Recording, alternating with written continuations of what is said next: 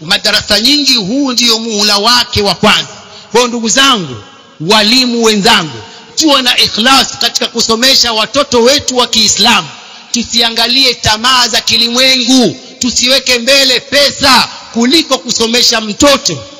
Walimu, amali ya kusomesha ni amali ya dawa, ni amali hii, na amali hii ya dawa ni amalul anbiya'i war rusul, ni kazi ya mitume. Mitume ndio mwanzo waliokuwa na kazi hii ya dawa, halafu ndio tukaja sisi.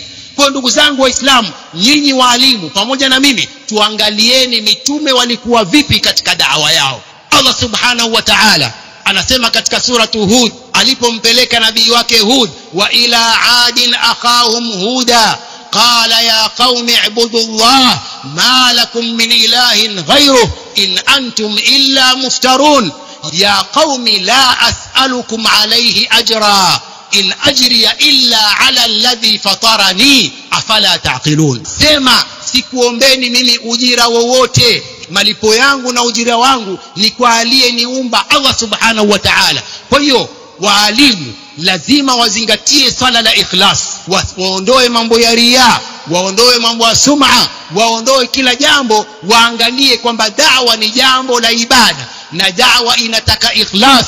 Waangalie na iweke mbele jambo la ikhlas kuliko jambo la pesa, kuliko jambo la mambo ya tamaa za kilimwengu. Pia ndugu zangu walimu, lazima tuangalie njia nyepesi za kufikisha maalumat kwa wanafunzi. Tusitafute njia za kizamani zilizopitwa na wakati za kumchapa mtoto mpaka akazimia. Ndugu zangu walimu, tutafuteni njia nyepesi za kufikisha maalumat kwa wanafunzi na watoto wetu wa Kiislamu. Tuwafundisheni kwa njia nzuri, na Allah subhanahu wa ta'ala anatuangalia. Walimu pia ni wachungaji, na wataulizwa kuhusu wachungaji hawa, wataulizwa kuhusu wanafunzi wao. Je, wamefikisha maalumati kisawasawa au walikuwa wakificha maalumati? Ndugu zangu waislamu, Uislamu haujakataza masomo ya kidunia. Hakuna aya wala hadithi wala kauli ya mwanachuoni kwamba Uislamu unakataza masomo ya kidunia. La, tunataka madaktari wa Kiislamu, tunataka mainjinia wa Kiislamu, tunataka wanasayansi wa Kiislamu, tunataka. Lakini mbona tumeweka mbele masomo ya kidunia kuliko ya akhira?